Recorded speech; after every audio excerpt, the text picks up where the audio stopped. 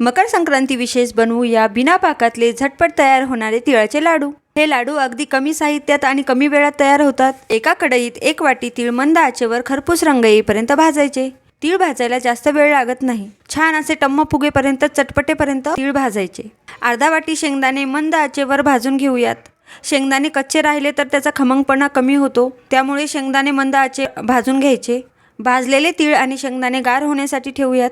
शेंगदाणे गार झाले की त्याचे साल काढून घ्यायचे। तीळ गार झालेत तर आता मिक्सरमधून काढूया, पण यातले थोडे तीळ मी बाजूला काढणार आहे, कारण थोडेसे अख्खे तीळ लाडूत छान लागतात। आता उरलेले तीळ मिक्सरमधून बारीक करून घेऊया। शेंगदाणे मिक्सरमधून जाडसर वाटून घ्यायचे। वाटलेले तीळ आणि शेंगदाणे मिक्स करायचे आणि त्यामध्ये 1 वाटी गूळ घालायचा आणि मिक्सरला वाटून घ्यायचं।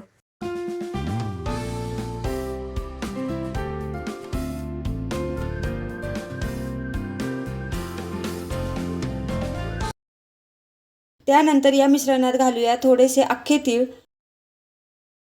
आणि 2 चमचा साजूक तूप। हे सर्व मिक्स करून घ्यायचे।